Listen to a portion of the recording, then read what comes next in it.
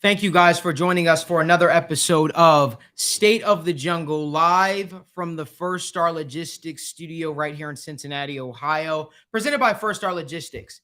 As always, we have a jam-packed show, lots to get into. We're going to talk about those Cincinnati Bengals and if they can make the playoffs. But before we do, make sure you guys give this video a like and subscribe to the YouTube channel. We have giveaways on a consistent basis for all those Bengals followers out there, and we appreciate you for, making us a part of your Wednesday nights. Without further ado, I want to introduce my main man, Logan Fulmer. For those of you that don't follow Logan on Twitter, you're missing out. Logan is a Bengals national treasure, I would say. He definitely has his gems that he loves and the players that he follows and things of that nature. Big Stanley Morgan guy. Absolutely.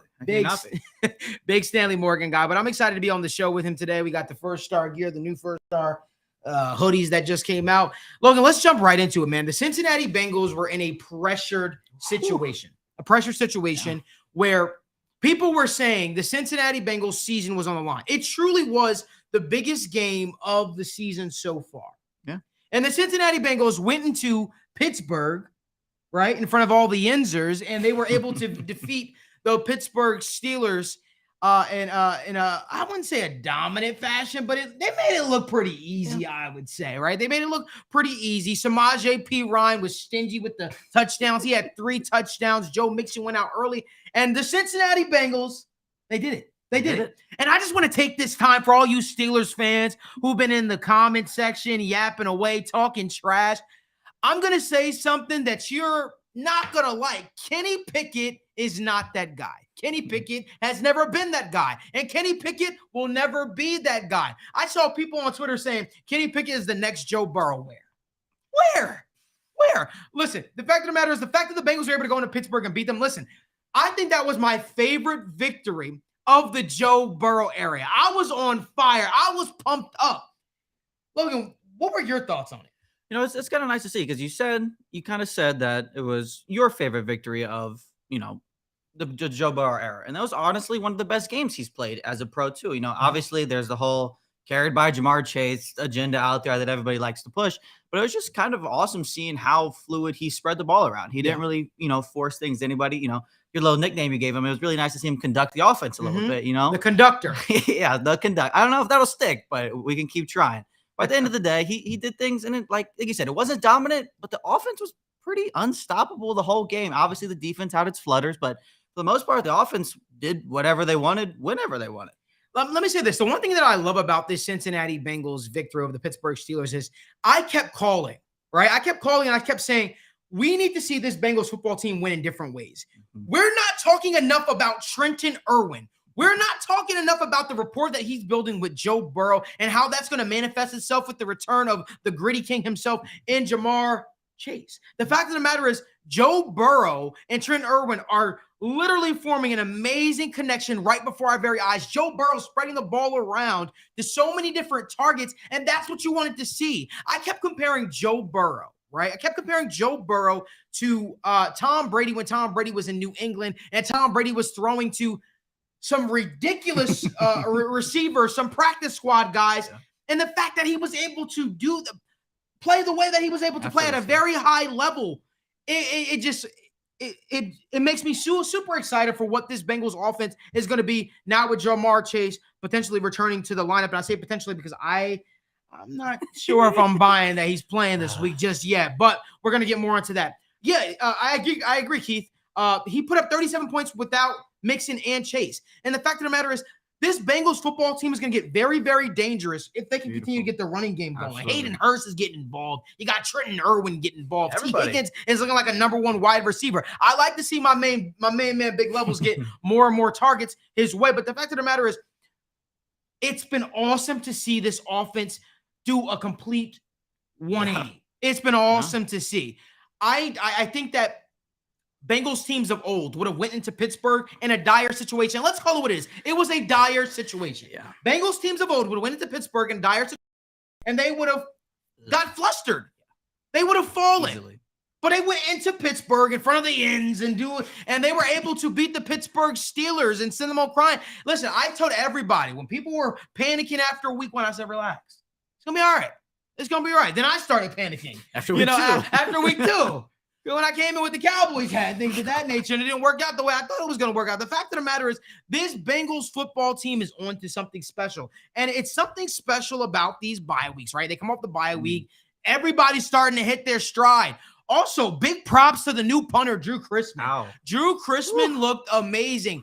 Listen, Kevin Huber, we respect you. You had one hell of a career here in Cincinnati.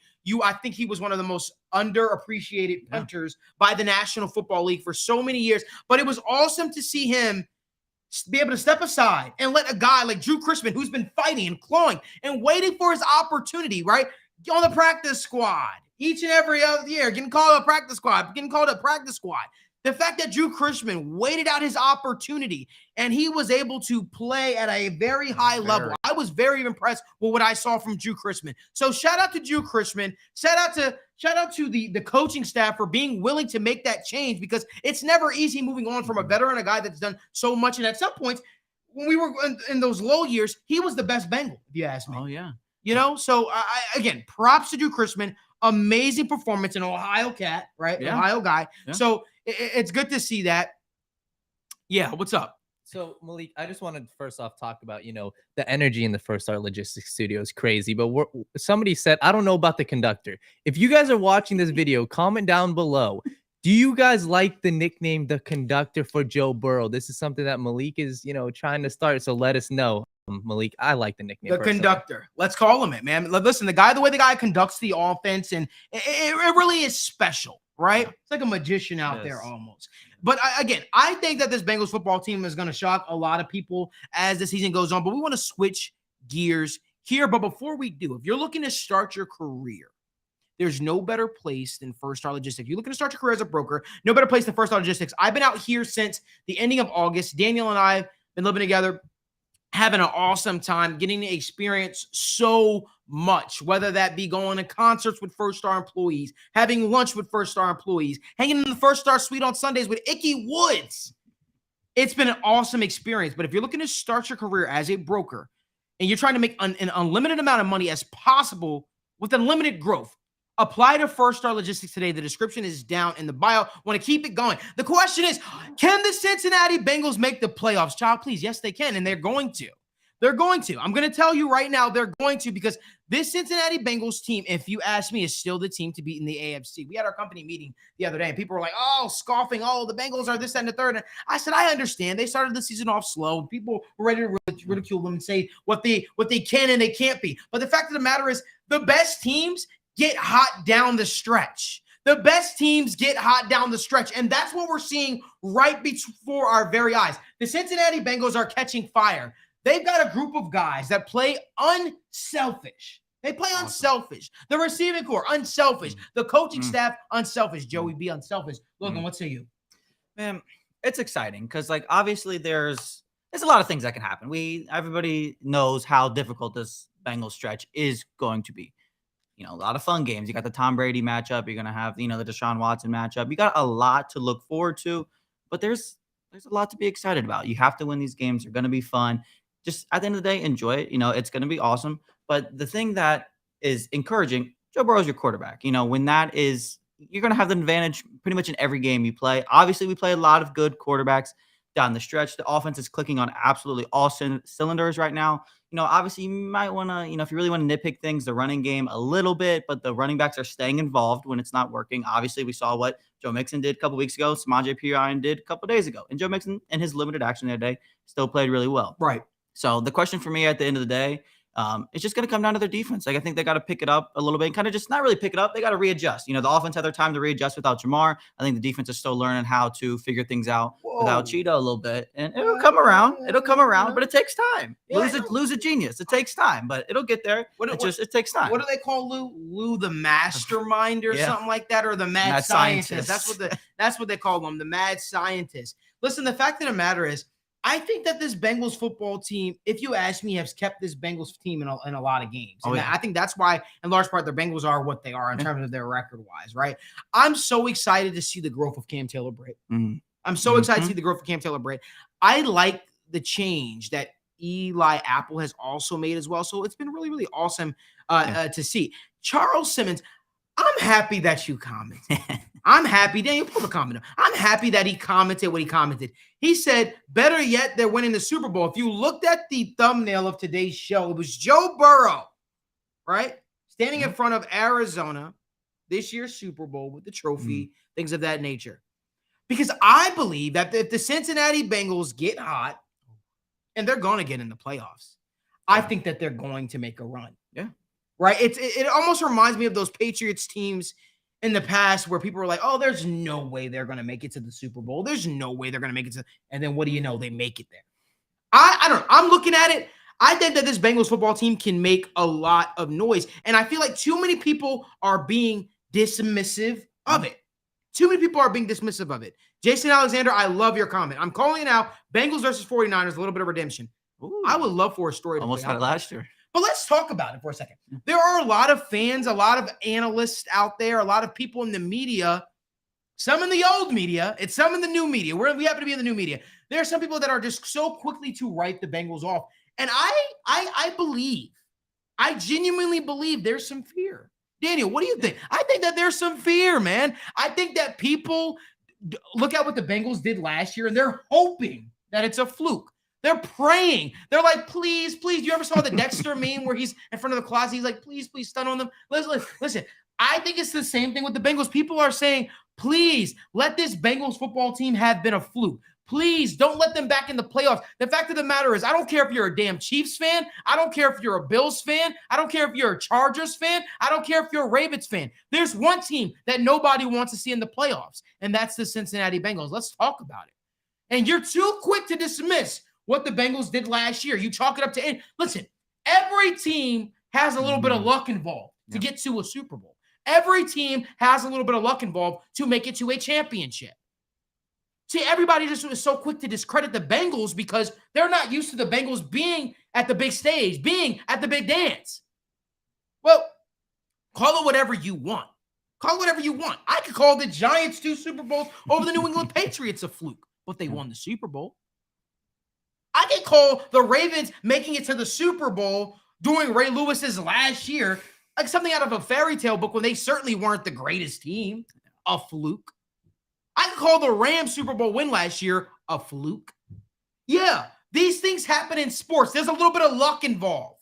These things happen. But to dismiss the Bengals and act like Joe Burrow is not that guy is ridiculous. Yeah. Oh, he's only as good as his receivers. You tell me a great quarterback that does not have a good receiver. Aaron Rodgers, one of the best quarterbacks we've ever seen in the National Football League. One of the best. He's one of the greats. What does he look like this year? Crap. Why? Because look what he's throwing to. The fact of the matter is people are too quick to write off what the Bengals have done last year and be dismissive. And guess what? Everybody's fear is coming true. It's like if you go in the mirror, you turn the lights out in the bathroom, and you whisper, Candyman, Candyman, Candyman. He's supposed to reappear. It's the same damn thing with the Bengals. Go in the mirror. Chiefs, Bills, Dolphins, Ravens. Go in the mirror and say our name 3 times. And guess what? We're going to appear. We're going to shock the world. It's what we do. You were dismissive. And now guess what? You have to answer for all the dismissive talk that you had the first couple of weeks of the of the NFL season. Now, guess what? It's all coming to a head. Now the Bengals are catching fire. So go in the mirror, whisper our names 3 times. AFC champions, AFC champions, AFC champions. And guess what? We'll appear. I'm ready for it. I'm pumped up. Logan, what say you? Yeah, I'm pretty excited as well. I think something that doesn't really kind of get talked about in this situation is, the Chiefs are obviously the Chiefs. They're kind of at their top right now, but everybody else that's kind of around them has some questions. The Bills with just whole Josh Allen injury is terrifying. I mean, it's a really serious injury. It can really kind of just snap at any moment. Obviously, nobody wants that to happen, but that's a realistic possibility. Yeah. And then again, the Dolphins. Tua hasn't ever been in these situations. Not a lot of those people on those teams haven't been in those situations. You know, you have the Chargers. Are the Chargers, again, haven't been in this situation. You want to talk about injuries. The Chargers are riddled with injuries. The Bengals are facing their adversity right now, and they've already overcome it. Yes, things can happen again. The Bengals have already succeeded with the adversity, a lot more adversity than they probably had last year. So they've just continuously proved time and time again that they can deal with anything that's thrown at them. And, you know, they have less question marks than a lot of these other teams that are above them right now. And like you said, once you get in, if you're hot, anything can happen. We saw it last year with the Bengals. They have a clear and obvious recipe to success, and it's a pretty damn good one. You know, so there's no doubt about it that this team can really make the noise. And like I said, there's less questions. They've already dealt with the adversity. They've dealt with a lot of things better than a lot of these teams have. We see some teams kind of fumbling when they come with adversity, but Joe Burrow is not one of those guys. And, you know, like I said, when he's your quarterback, you can do a lot of fun things in the league. Now, let me ask you this, Logan. Looking at the Bengals' upcoming schedule, right? You got the Titans, right? You got the Chiefs, right? And you got several other matchups. You got the Patriots later on in the season. You got the you still got the Bills. You got the Ravens, so on and so forth. Who are you looking at? Who do you think is the Bengals' toughest matchup or biggest roadblock? You know, coming up on the schedule. I think the biggest roadblock is for me is probably I want to see the Bills, I think the most. And I don't know if roadblock's a word for the Bills, but just we haven't played the Bills. You know, we haven't really beat the Bills. We've beat the Chiefs already twice, actually. We own them. Yeah, but with the Bills and even the Patriots a little bit. Not that they're roadblocks, but I think those are the two like biggest games remaining on the schedule outside of the divisional ones because they hold so much power when it comes to the wild card standings. You know, if you get the upper hand and win those games, you have the upper hand in the head-to-head on everybody in that division. And that's the main division you're competing with when it comes to, you know, the wild card standings. So I don't know if say roadblock is the word for those games, but I think I'm looking at those as the two biggest games remaining on their schedule because those have probably the biggest playoff implications, obviously outside of your divisional ones. Absolutely. I am looking at the Browns as the Bengals' biggest roadblock because the Bengals need to be able to beat the Cleveland Browns finally. But in all seriousness, no. I think that the Bengals need to continue to beat the teams that are projected to be in the wild card. Everything is in front of them. They beat the Dolphins earlier this season. Well, Tua wasn't playing. Well, they were down by – they were already beating them with Tua before Tua went down. I think that was – well, the Bengals were well on their way to a victory before Tua went out. So you guys can keep up with those excuses. The Bengals beat the New York Jets. The Jets are frauds. We know what they are. We know that Zach Wilson is not the answer at quarterback. That's why he got benched today. So the Patriots, hey, Patriots, you can't wait to see you. Me and Daniel are going to be in Foxborough, Massachusetts for the game because we want to both see the GOAT coach. We want to see Billy Beak coach. So the fact of the matter is, everyone is praying and they're saying, hey, Bengals, we don't want you to see it. Listen, let me just tell everybody something. Something special could happen. If the Ravens lose a game and the Bengals go on a run, and let's say the Bengals beat the Chiefs, the Bengals beat the Bills, right? And then the Bengals win the games that they're supposed to, the Bengals could find themselves in the number one seed. They could. It's not out of the realm of possibility. That's what I mean when I say everything is in front of them. Yeah. They still have to play the Ravens again. So when L is coming the Ravens' way at some point, the fact of the matter is, I just think a lot of people have been too quick, too dismissive to say the Bengals run last year was a fluke because they're proving to you right now it was not a fluke. And if you don't believe, if you're still in denial about it, the fact of the matter is you're just not coming to grips in terms with yourself. The Bengals are going to beat the Titans this week. I'm going to tell you that right now. The Bengals are going to beat the Tennessee Titans this week. The Tennessee Titans, to me, their game plan is very simple. Run the ball, smash mouth football through Derrick Henry. Well, DJ Reader came back in the right nick of time, right? Yeah. The Titans defense is still Swiss cheese, if you ask me as well. I don't think that they have an answer for Jamar, for Tyler Boyd, and for T. Higgins. So this is a very real thing. The Bengals have everything in front of them. Do not let anyone tell you anything differently. Chiefs fans are coming out of the woodworks saying, "Oh, well, the Chiefs are the juggernaut in the AFC." Are they? I don't know. I wasn't impressed with their victory the other night. That's just me. I see a lot of chinks in their armor. I see a lot of things that work for other teams that don't work for the Bengals. The fact of the matter is this Cincinnati Bengals team is for real, and they're proving it. They're proving to you that last year was not a fluke. The defense, yeah, they lost their number one cornerback, but the defense is legit. And I remember we had the talking heads on Twitter saying, "Well, the Bengals defense is going to regress. This is not something that this is not sustainable." Well, it's clearly proven to be sustainable. Sam Hubbard, Trey Hendrickson are giving the tackles hell on the edges. There's so much to look forward to with this Bengals football team. They just cannot beat themselves because I think that they can. I think they can beat the Bills. I think that they can beat the Chiefs. I think they could beat a lot of these teams that are still in their way. They just cannot. They cannot get, they cannot get ahead of themselves, essentially. Yeah. They have to continue to play each game within each game within each game. Consistency is the word for them down the stretch. You see the ups and the downs a little bit in every game. They just got to find a way to kind of smooth it out. And I think they have a lot of these games lately. But they've kind of played up and down to their opponent this year. You obviously don't love to see that all the time. They just need to be more consistent. And I think they've shown the progress in doing that this year. And I think that's, because you can't really falter at this point. Now, you can't have just a dud of a game like you had against Cleveland anymore. Yeah. Those days, and like I said, I don't think that's a team we have. I don't think that's going to happen again, but you really can't have that happen anymore. Now, guys, this is the point in the show where we answer your questions. So if you have questions, comments, put them down in the chat on YouTube and we'll get to them. Daniel's looking at me right now as if he has some. So let's get to it. I'm going to start off with my own question before we get into, let everybody put their own questions in there. When it comes to the playoffs, what's the one team that you would say is the biggest? Who are you most scared of in the playoffs? Scared. I don't know if there's a team that I'm scared of. I think the Bengals I think the Bengals have the mental edge over the Chiefs at this point, personally.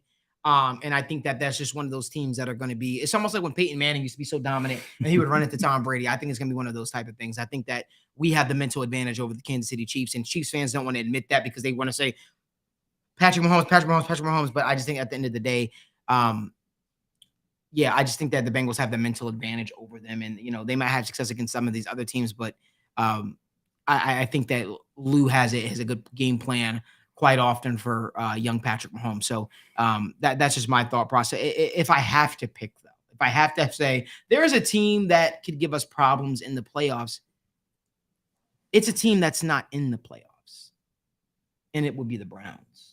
Back to the Browns. I'm just being honest with you. It's the way they play. I don't. Yeah. I just don't. When I look at the Cincinnati Bengals, I don't look at it and I say, you know what, the Browns are a team we could definitely. I think the Bengals struggle with the Browns because of the way the Browns play, and I love what Keith Bradley has just said. We don't match up well with the Browns, but we're built to run KC and Bills. The Bills don't scare me. The Bills defensive line is scary, but I feel like I still think you'll be able to take your shots down the field and things of that nature. There's no team that truly scares me in the AFC. And if I'm picking a team, it's a team that's not in the playoffs picture right now.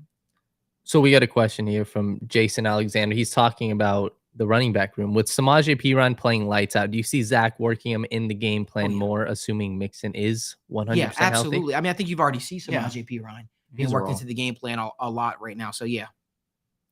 Let's move on. We got another question here.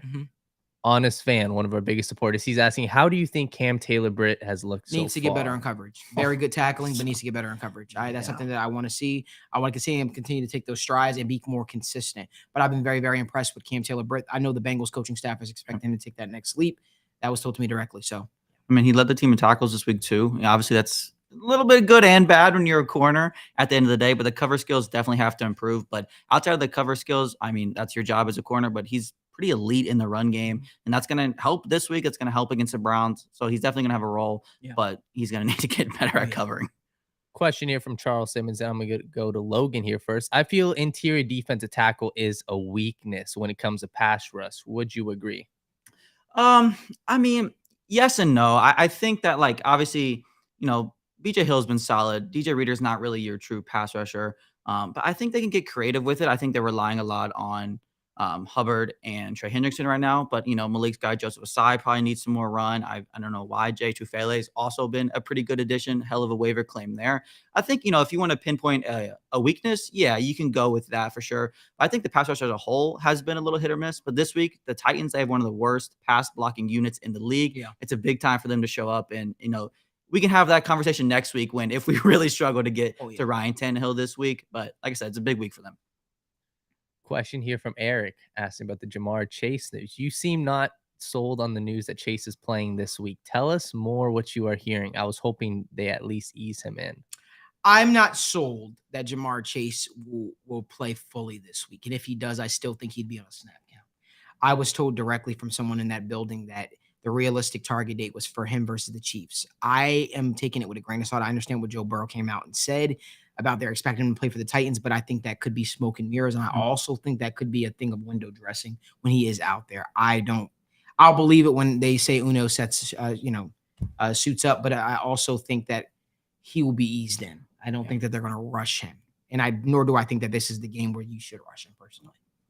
Question here from Joey Angel. Is it possible they can waive Huber and bring him on as an assistant coach to give Chrisman the full-time job and save a roster? So as it was explained to me, Huber is expected to stay on the roster. There is no waiving coming of Kevin Huber. Huber is expected to remain on the roster. I think they'll keep doing this whole thing. And I think that this offseason, Kevin Huber is probably going to retire. You only have 3 elevations though, right? With the practice squad? Yeah. So we'll just keep 2 of them. We'll see. I don't think the Bengals are cutting Kevin Huber. Yeah. If they do, I would expect him to be brought back on the practice squad of some sort. He will be a Bengal for the remainder of this year. We got some good questions in here. If you guys are here, continue to keep putting them down in the comments. Question here from Sabri. Do you believe week 18 against the Ravens will be for the division? And do you believe the Bengals will meet the Ravens in the playoffs?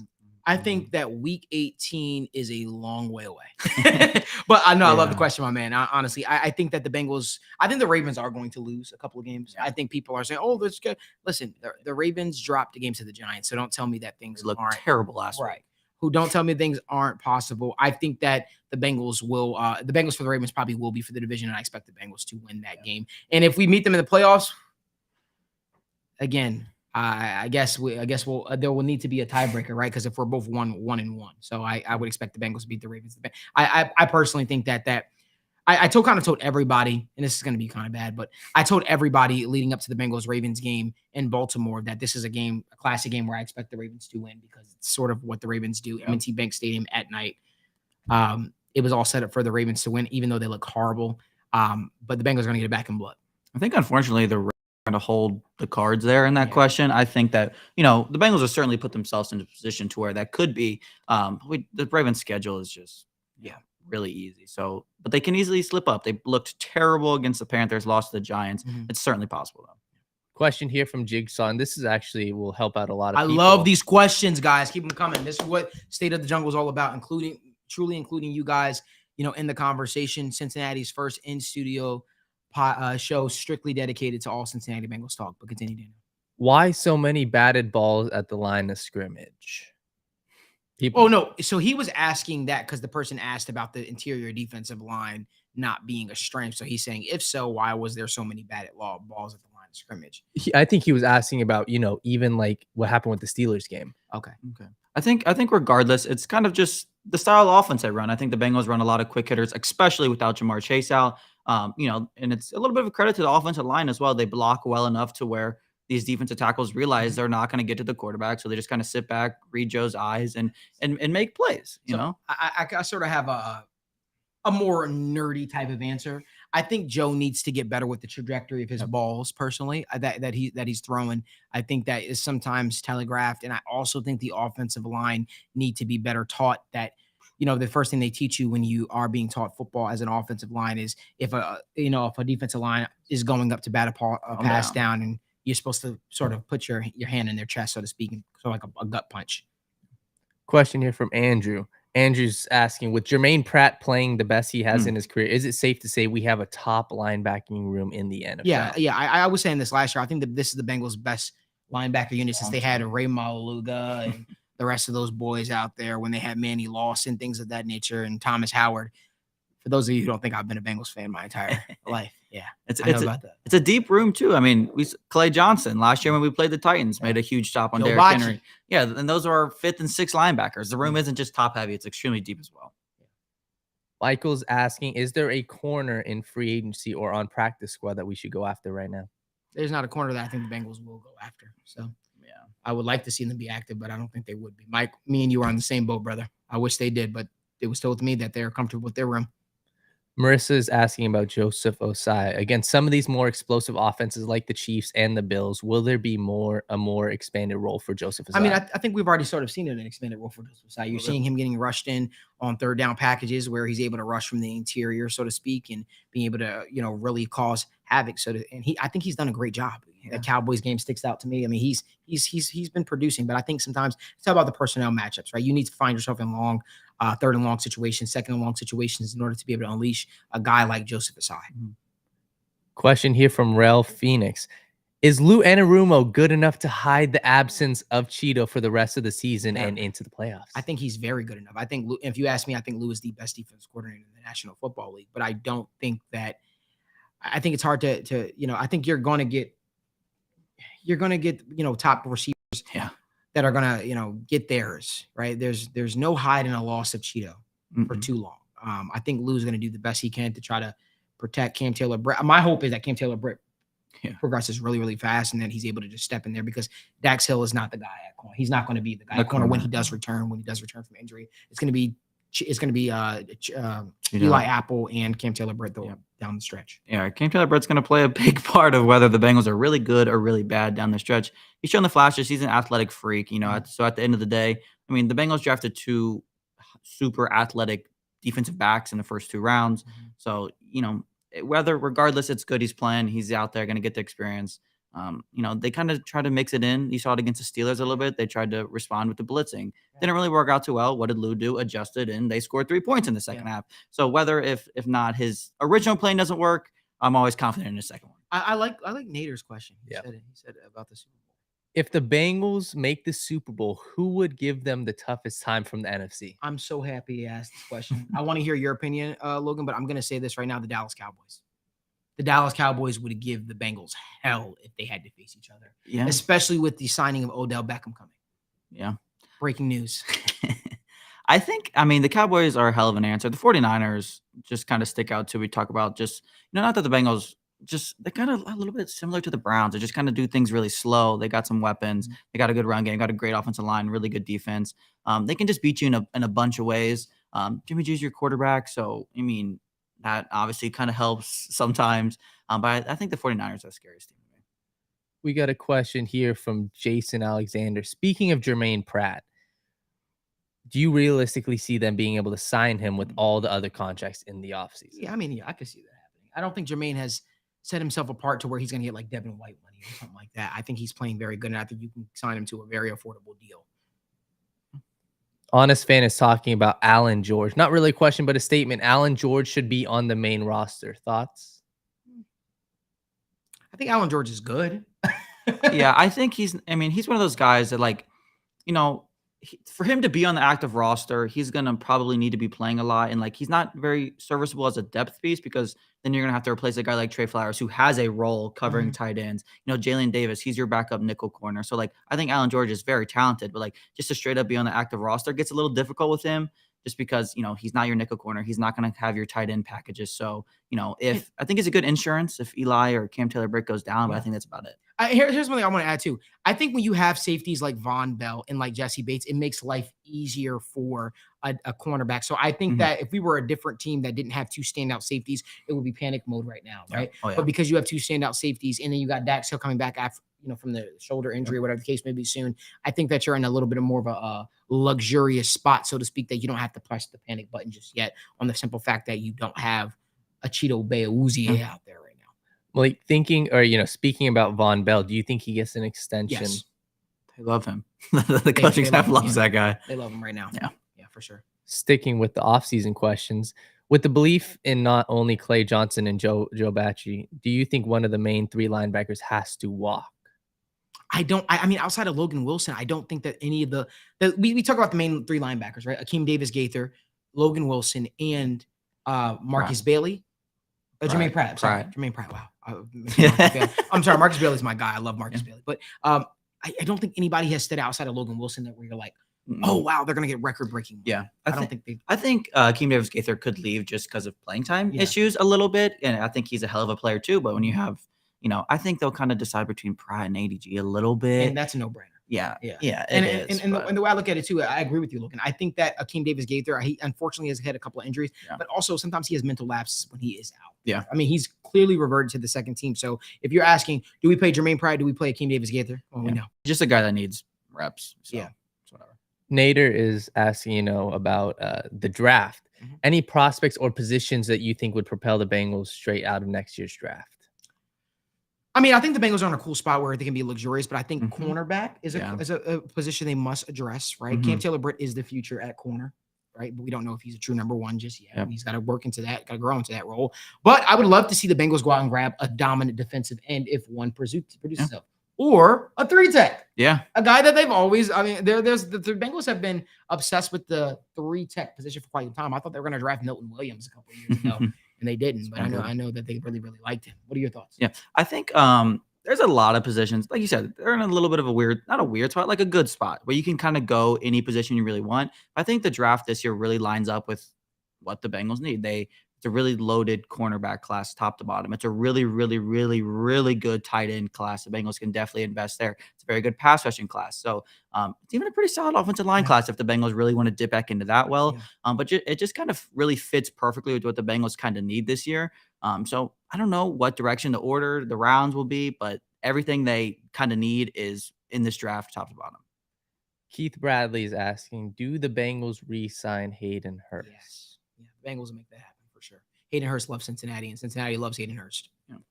Matt Brewer, this is more of a statement, but he said, man, why are we talking about next year? Matt, I'm with you, brother. I'm high on this year. Let's finish this year strong. Let's go. I'm ready. Let's go. Houday, let's do it.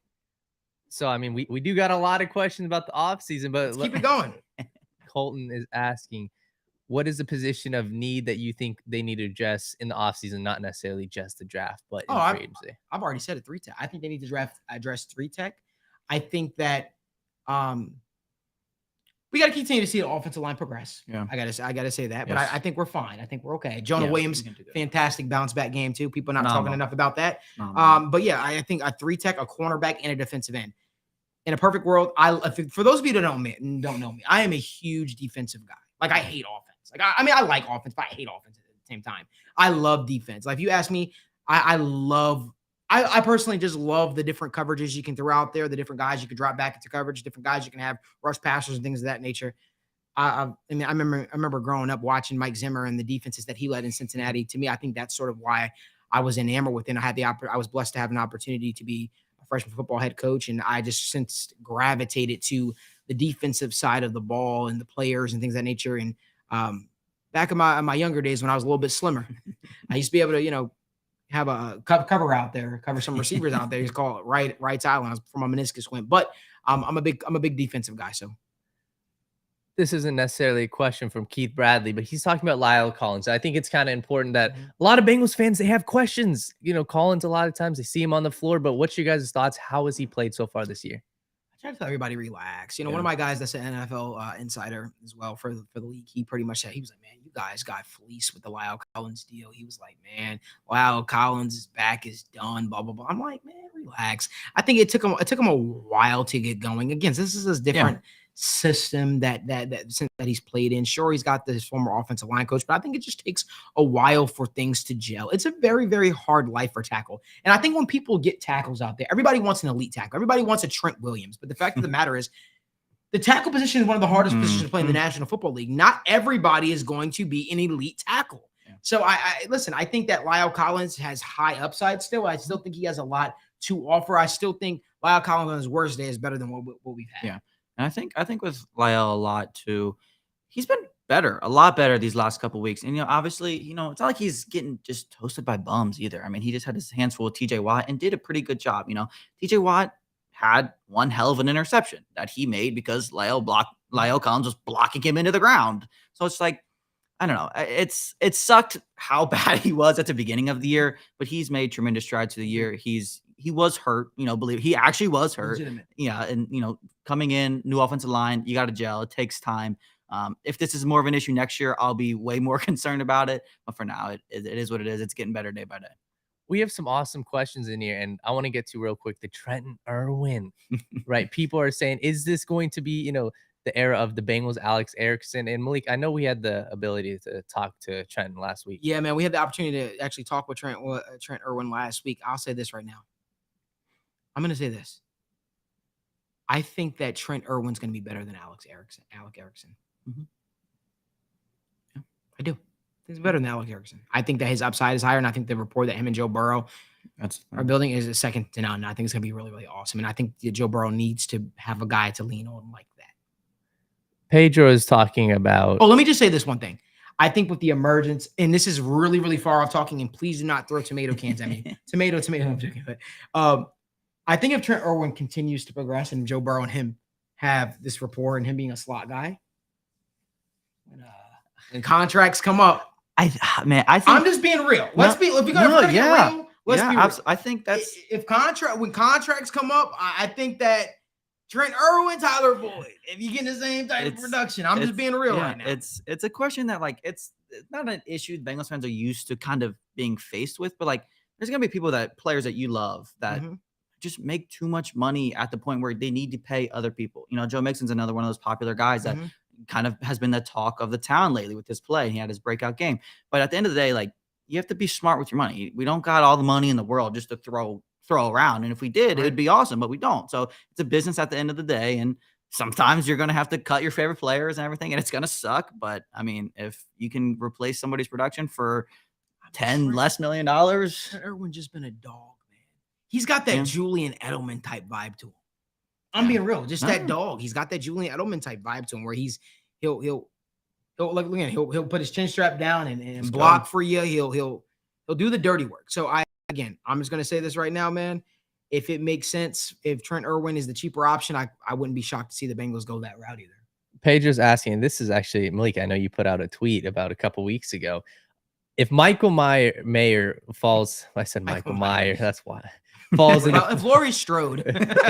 if Michael Mayer falls in the first round, would the Bengals draft him instead of a defensive back or defensive end? So something was told to me. I want to say it was before the last year's draft. They said the next two drafts expect defensive heavy because they've invested so much into the offense. I think Michael Mayer is a luxury position to have, but I think that if a cornerback is staring at the Bengals, they're going to go. Like if Kyer Elam was there this draft, they would have drafted Kyer Elam. Like that. That's just a fact. So it'll be very interesting. We got a question here from Les. In another sports show, I heard Chris Broussard with lots of certainty say Josh Allen is much better than Joe Burrow. What's your thoughts? He thinks he's overrated. I think that I would pick Joe Burrow out of every single quarterback in the National Football League. And we did a show on this not too long ago where I talked about Joe Burrow's mental process and how I think that he's able to adapt versus like a Josh Allen, Patrick Mahomes. If they have an off game, their team can't typically win because their team isn't as talented and things of that nature. I think that Joe Burrow can throw for 500 yards or 400 yards, or he can have a game where he just simply hands it off and he's able to be. It's a lot like Brady. Like I want Bengals fans to understand something. Joe Burrow will never get the praise that he deserves. If you don't believe me, ask Pat fans. Tom Brady didn't get his praise until he won multiple Super Bowls. Joe Burrow will never get that type of praise. He will never be considered the most talented quarterback. And I've got news for you. Joe Burrow isn't the most talented quarterback in the National Football League. That would belong to a Patrick Mahomes. That would belong to a Josh Allen. That does not mean that they are better. If you ask me when it comes to playing the quarterback position and being precise, Joe Burrow is an assassin out there on the field. And I think that's what's needed to play the quarterback position. Conductor. He's a conductor. He's a conductor. Let's go, conductor. But if that's what's needed to play the quarterback position at a high level. And I feel like some people put too many hms and ahs on, a guy being able to launch the ball down the field 50 yards with not looking, not looking at where the target's going. Yeah. The fact of the matter is Joe Burrow plays the quarterback position better than anyone. Yeah, I think a lot of people, not that guys like Josh Allen necessarily overhyped, overrated by any means, but a lot of people really look at Josh Allen's out here trucking defenders, hurdling defenders, Patrick Mahomes out here, doing things nobody else can do.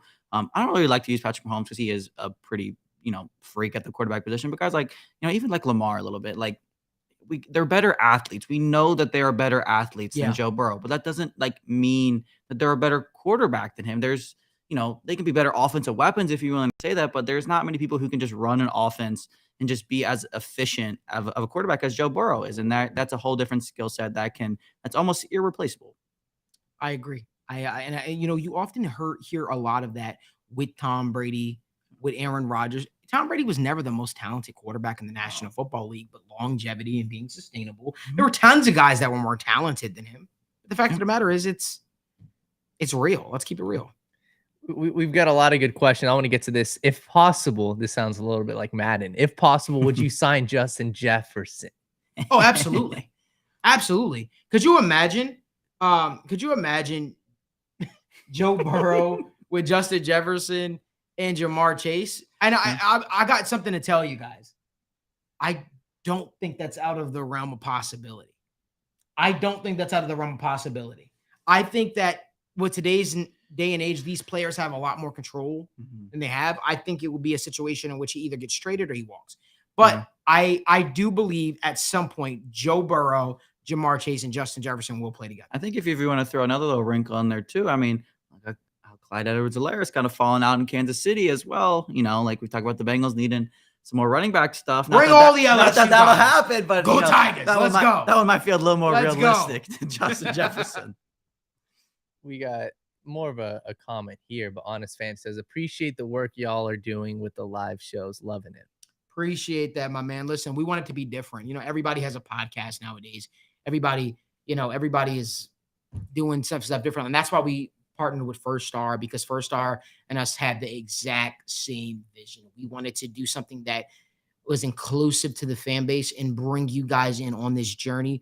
And also, I provide real information. Not saying anybody else does it, but I provide a lot of real information from, sources within the team and sources around the league. So you're actually getting things of substance on the shows rather than just, well, should the Bengals trade for Trent Williams? Let's talk about it. That's not real. That's not, these things aren't real things to talk about. I want to give you guys the facts. You might not always like what I have to say, but you guys always know I'm giving you the truth. So people are, they're going off about the Justin Jefferson. They absolutely love it. They said, I mean, let's be real. If we could trade T for Justin Jefferson, you take it every time. I'm not doing that. I will not do that. I will not pick between T. Higgins and Justin Jefferson. I love T. Higgins in Cincinnati. Yeah, it's awesome. Appreciate you, Justin. we got Keith was asking Malik and crew, and this is the part of the show that we absolutely love. Yeah, Malik and crew, what are your Thanksgiving plans? Well, honestly, I'll be sitting in front of a television. I know Logan's coming over, and we're gonna be hanging out, watching some football together and things of that nature, and eating some food. So I'm excited for that. What about you, Logan? I mean, you just said it. I have, some family stuff earlier in the day, but the little, we'll probably be watching the Vikings-Patriots game, stuff in our face, hitting some bets tonight or tomorrow night. So can't really have it any other way. Nader asked a very intriguing question. This is, kind of keep you on the same, hypothetical thing, but if you could snag any NFL player outside of Justin Jefferson, keeping in mind chemistry and fit, who would you take? Any NFL player. Any NFL player. Put you guys on the spot a little bit. Yeah, you're putting us on the spot. I go ahead. Well, you go first. I kind of like a Nick Bosa. I think, he's kind of he's friends with Joe Burrow, got that OSU stuff. They golf in the offseason all the time. Not that it's more realistic because they know each other and they're friends, but I think we talked about how the Bengals need a dominant edge. He's young. He's already got some connections with people on the team. Just freak athlete, freak producer. Can't really complain with one of the best edge rushers in the league. That's a tough question for me. It is. Man. That's a tough one because I love defense. And I mean, I would easily go with a Myles Garrett. Yeah. Or TJ Watt, something like that. And it's crazy. The Bengals had the opportunity to draft TJ Watt, man, and they didn't. I knew he was going to be a baller, man. I knew it, but that's just me. Anyway, we want to thank you guys so much for tuning in to State of the Jungle. I did promise that we would get to some giveaways that we have here. I think I have some of the winners right now. So we had one giveaway where we said we're going to give a Bengals starter jacket. And just so you guys know, we're going to be doing this for the next couple of weeks. You're going to be giving away Bengals starter jackets for the next couple of weeks. So the Bengals starter jacket that you guys saw me with, right? The one that everybody's like, man, we need that. We're going to be doing that for the next couple of weeks. So trust you'd have not missed your chance. All you have to do is follow me, follow First Star, and subscribe to the YouTube channel. Subscribe to our YouTube channel. We're going to do more, but I got some answers for you right now. The first winner of the starter jacket, we're giving out 2 this week because the Bengals beat the Steelers in honor of that, is going to Houday Baby, Sean Moore. Sean Moore, congratulations. You are winning the Bengals starter jacket. You're one of our winners for the Bengals starter jacket. I'm happy for you, my man. I hope that you enjoy the jacket. I hope that you're pumped up about the jacket and things of that nature. I'm going to pull up the other name right here. But before we do that, while I'm pulling up these other name, Logan, Tell us what your keys to victory are for the Bengals this upcoming week against the Tennessee Titans. I alluded to it a little bit earlier. The Titans, offensive line when it comes to pass blocking is not very good. You have to get to the quarterback. Ryan Tannehill, is whatever, but he's coming off one of the best games of his career. Like I said, take that with what you will. But at the end of the day, he is playing very well right now. So you need to get to the quarterback and make them uncomfortable, make them more one-dimensional than they already are, make them more predictable than they already are. And then again, another one that kind of goes along with the defensive side of the ball is, Treylon Burks had a little bit of a breakout game here in his young career. The corners, probably Cam Taylor-Britt, need to step up. Treylon Burks kind of provides a little bit of a bigger mismatch for not only Cam Taylor-Britt, but Eli Apple as well. So, we're going to need the corners to step up, the safeties to step up. And then the offensive side of the ball, I want to continue to see the running backs kind of just stay involved. These tight ends stay involved in the middle of the field, these quick passing games to where you can continue to make people scared of other weapons outside of T. Higgins, Jamar Chase, and Tyler Boyd. It's like Malik said, we don't really know if Jamar Chase is going to play or truthfully how much he is going to play. So keep, kind of death by 1,000 cuts a little bit. Just keep getting everybody involved and just make you more and more scary as the year goes on.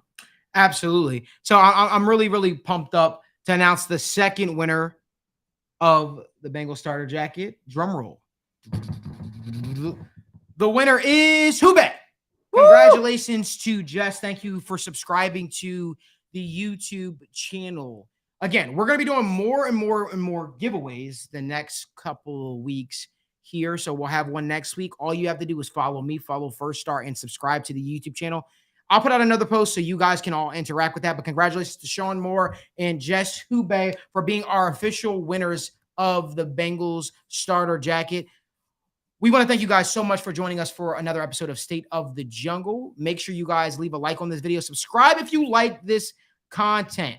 Again, subscribe if you like this content. Nobody is doing giveaways and give it back to the Bengals, the awesome Bengals fan base, quite like First Star Logistics and us over here with the Sit Down Crew and State of the Jungle. So make sure you guys keep it locked with us. Tell us the content that you want to see. We've got some awesome stuff planned coming up in the future. But we are signing off live from the First Star Logistics studio. We hope that you guys join us next week on State of the Jungle, 7 p.m.